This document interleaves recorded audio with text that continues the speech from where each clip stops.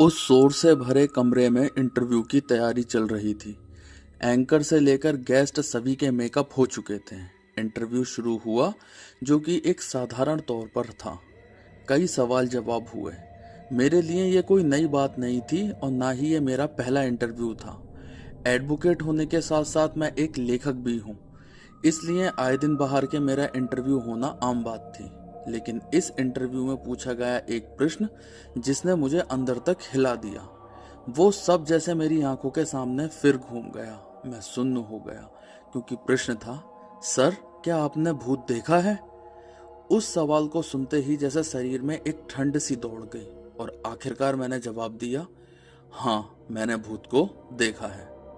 Hello दोस्तों, आप सुन रहे हैं भूतिया स्टेशन आकाश के साथ। चलिए बढ़ते हैं कहानी की ओर। मैं हूं मुदित देव। मैंने अपने जीवन में बहुत संघर्ष किया है, तब जाकर मैं इस मुकाम पर पहुंचा। लेखन में शुरू से रुचि होने के कारण मेरा रुझान उसी ओर था, लेकिन परिवार की आर्थिक स्थिति सही ना होने की वजह से मुझे अपने कदम दूसरी दिशा में मोड़ने पड़े। कई सालों के संघर्ष के बाद आखिर मैं सफल हो गया, लेकिन मैंने अपना रुझान कभी लेखन से हटाया नहीं। आप सब जानते ही होंगे कि एक लेखक के लिए शांति सबसे ज़्यादा प्रिय है, क्योंकि शांत दिमाग के साथ ही लेखनी आगे बढ़ती है। अपने जीवन के बेहद कठिन दिन जीने के बाद मुझमें भी कहीं ना कहीं एक अहंकार जन्म ले रहा था, क्योंकि बहुत कम लोग होते हैं जो कि संघर्ष में जीवन बिताने के बाद बड़े पद पर आसीन हो तो अहंकारी नहीं होते। ना चाहते हुए भी वो दुख कब अहंकार में बदल गया पता ही नहीं चल पाया। खैर, कुछ ही दिनों में मैं जाना माना एडवोकेट बन गया और साथ साथ मेरी 2 बुक भी पब्लिश हुई। वो भी बहुत सफल रही। इसी ऊंचाइयों को छूने के चलते अहंकारी होना शायद लाजमी था। कुछ दिनों के आराम और अपनी नई किताब को लिखने के लिए मैंने एक पहाड़ी स्थान को चुना, जो कि खूबसूरती के साथ साथ शांतिप्रद भी था। मैं केवल शांति शब्द से वाकिफ था, लेकिन यह नहीं जानता था कि सुनसान भी उसी का एक अंग है। मेरे शहर से लगभग 70 किलोमीटर दूरी पर केलांग था, भागा नदी के पास स्थित एक खूबसूरत गांव। वैसे तो पूरा हिमाचल प्रदेश ही खूबसूरत है, लेकिन बड़ी बड़ी पहाड़ियों के बीच बसा ये केलांग गांव काफ़ी खूबसूरत था। वहाँ पर मैंने एक ऐसी जगह चुनी जो कि केवल शांत हो, और मुझे वो जगह मिल गई थी। एक ऐसा घर जिसके लोग वहाँ से पलायन कर गए थे और एक ब्रोकर को दे गए थे। वो ब्रोकर उसे 8 से 10 दिन के लिए रेंट पर देता और मोटी कमाई करता। खैर, सबको अपना पेट भरने का हक है। 3 दिन के लिए मैं केलांग के उस गेस्ट हाउस, जो कि गांव से बिल्कुल अलग था, पहुंच गया। दिन का वक्त बेहद खूबसूरत था। गिरती बर्फ और बर्फीली हवाएं शरीर को तीर की तरह चीर रही थी। मुझे उस दिन तक डर के बारे में कुछ भी नहीं पता था। मैं शाम को वहां पहुंचा। अंधेरा बढ़ रहा था और वहां की खूबसूरती अब वीरानियत में बदल चुकी थी। दूर दूर तक कोई नहीं, बस वो एक अकेला ही गेस्ट हाउस था। वहां छाए अंधेरे और सन्नाटे का आप अंदाजा भी नहीं लगा सकते। लेकिन मैं संतुष्ट हो गया कि लेखन के लिए ये एक उपयुक्त स्थान है। बिजली की ठीक व्यवस्था ना होने की वजह से मैंने मेज पर रखी हुई मोमबत्तियां जलाईं और सारी खिड़कियों को बंद किया। मौसम सर्द था। मैंने अब लिखना शुरू ही किया था कि तभी ऐसा लगा मानो कोई सीढ़ियों पर चढ़ रहा हो। मैंने सोचा शायद वो उसका भ्रम हो, क्योंकि इतने खाली इलाके में तो सुई के गिरने की भी तेज आवाज होती है। यह सोचकर मैं अपनी कहानी लिखने में व्यस्त हो गया। अभी लगभग आधा घंटा ही गुजरा होगा कि तभी वहां तेज हवा चलने लगी और हवा ने चलते चलते एक तूफान का रूप ले लिया। मैंने अपने कलम को मेज पर रख दिया कि कलम अचानक खुद ब खुद नीचे गिर गई।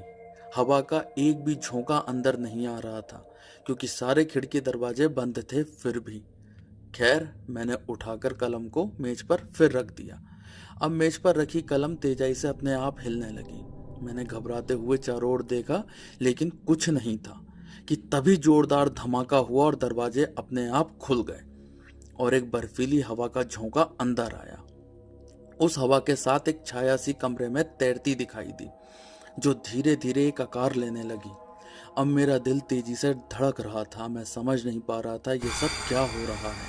मैं उठकर दरवाजे की ओर भागा, लेकिन दरवाजा जोर से बंद हो गया। फिर एक धीमी या भयानक हंसी पूरे घर में गूंज उठी। मुझे लगा जैसे मेरे पीछे कोई खड़ा है। मैंने पीछे मुड़कर देखा तो एक धुंधली आकृति मेज के पास खड़ी थी। एक छोटे कद की आकृति, उसके कपड़े अस्त व्यस्त और बहुत ही पुराने थे। आंखें उसकी जल रही थी और चेहरे पर एक खतरनाक मुस्कान थी। जब उसकी आकृति धुंधली से स्पष्ट हो गई तो उसे देखकर मैं तो सन्न रह गया, क्योंकि ये जिसकी आकृति थी इसे मैं जानता था। ये तो दूलीचंद्र है, वही दूलीचंद्र जो 1 साल पहले आया था मेरे पास अपने घर के लिए। बेहद गरीब इंसान जो गिड़गिड़ा रहा था। उसके पास पैसे नहीं थे मुझे देने के लिए, लेकिन वो जानता था कि अगर मैं उसका केस लड़ूंगा तो उसका घर उसे मिल जाएगा। लेकिन अपने घमंड में चूर मैंने उसे बुरी तरीके से बेइज्जत करके भगा दिया। बाद में पता चला उसका घर एक अमीरजादे के नाम हो गया और इसी के चलते उस दूलीचंद्र ने आत्महत्या कर ली। कि तभी फिर उस आकृति ने खूब तेज का अट्टहास किया और कहा, क्यों याद आया कौन हूं मैं? तुम्हारे चक्कर में मैंने अपने घर और अपनी जान को खोया। मैं तुम्हें नहीं छोड़ूंगा। मैं जानता था एक न एक दिन तुम जरूर आओगे और यही है वो घर। मेरी सांस रुक गई, मेरे हाथ पैर सुन्न हो गए। मैं पूरी ताकत से चिल्लाया लेकिन मेरी आवाज जैसे कहीं खो गई थी। मुझे लगने लगा कि मेरी जिंदगी के ये आखिरी रात है। आकृति धीरे धीरे मेरी ओर बढ़ने लगी और कमरे में अजीब सी ध्वनियां गूंजने लगी, जैसे सैकड़ों आत्माएं चीख रही हैं। मैंने हिम्मत जुटाकर मेज पर रखी मोमबत्तियां उठाई और उसकी ओर फेंक दी, लेकिन वो आकृति धुएं में बदल गई और फिर अचानक से पूरे घर में उसकी हंसी गूंज उठी। चारों तरफ अंधेरा ही अंधेरा हो गया कि तभी सामने से 2 हाथ आए और मेरा गला दबाने लगे। मैंने बहुत छुड़ाने की कोशिश की, लेकिन वो हाथ का दबाव बढ़ता जा रहा था और मेरी मौत का समय घटता जा रहा था। कि तभी फिर एक धमाके के साथ दरवाजा खुला और एक आदमी तेजाई से बोला, अरे सर जी, कहाँ हैं आप? कि एकदम सब शांत हो गया। मैं उसकी ओर भागा, अपना बिना सामान दिए, और कहा, यहाँ से जल्दी चलो। ये वही था जिसकी टैक्सी में मैं बैठकर यहाँ आया था। मेरी एक किताब टैक्सी की सीट पर रखी रह गई, वो वही लौटाने आया था। लेकिन वो मेरी किताब नहीं, शायद मेरी जिंदगी लौटाने आया था। हम दोनों वहां से बड़ी तेजाई से निकले और टैक्सी में बैठकर सीधे अपने घर की ओर रवाना हो गए। टैक्सी वाले के बार बार पूछने पर भी मैंने उसे कोई भी बात नहीं बताई, और ना तो उसे बताई ना ही किसी और को बताई। उस रात के बाद मेरी जिंदगी एक भयावह रहस्य के साथ हमेशा के लिए बदल गई। मैंने अपनी पुरानी जिंदगी को त्याग दिया और साधारण जिंदगी को जीने लगा, और यह कथन मेरे जीवन का हिस्सा बन गया। हाँ, मैंने भूत देखा है। तो दोस्तों, आपको हमारी कहानी कैसी लगी कमेंट बॉक्स में ज़रूर बताएं, और आप हमारे चैनल पर नए हैं तो चैनल को सब्सक्राइब करें और बेल आइकन दबाना ना भूलें। धन्यवाद।